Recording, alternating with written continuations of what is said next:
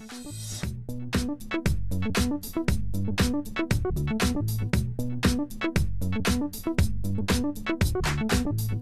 politician that wants to get their face on that needs a big team behind them and a lot of money. But there's a cheap and effective alternative that's almost impossible to police. Cyber squatters have been snapping up people's online identities and buying websites that we may want to look at as part of our research on the general election. You might be surprised by the sort of campaigning that's going on. Let's look at the equivalent for Tony Blair. Well, this one is apparently owned by a Conservative Party supporter. But there's no way of tracing them back to political parties because they've been registered to website development companies.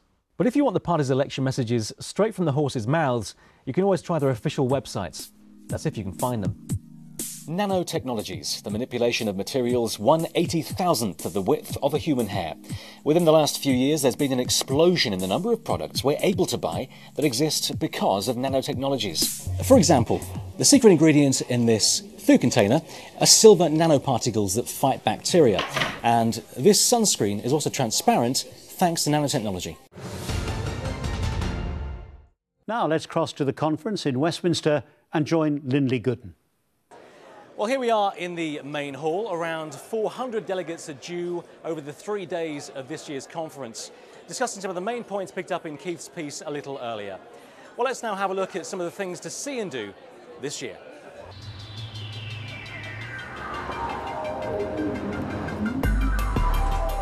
Westminster in central London, and the scene is set for the largest and most respected strategic conference on the insurance calendar. We're just a few hundred metres from the Houses of Parliament here, where one of this year's big themes, regulation, is signed and sealed. But there's a huge range of interests covered by this year's event. The world is changing, the environment is changing, our clients are becoming more demanding, so I'm here to listen to opinion about what the challenges are and how we should address those as an industry. Five's Lindley Gooden went out with police to find out more about the murky world of the piracy gangs. Police! Police! Well, this house has just been raided tonight. As you can see, there are between 8,000 and 10,000 illegal DVDs. They're all illegal here. That's not all that's been found tonight. Let's go downstairs because there's slightly more worrying material that's been found in this house. Also tonight, police found thieves' knives packaged right in between the DVDs. This is the Jill Dando Institute of Crime Science. Here, police are being given the chance to take a fresh look at crime under a scientific spotlight. We do two things here at the Institute. We teach and we do research. But research is only part of the story. Crime prevention can come in many shapes and sizes, and police forces across the country have found that you can actually design out crime. Well, some of the work being done by the Jill Dando Institute is here at the Innovation Centre at Central St Martin's College in London. Let's have a little look.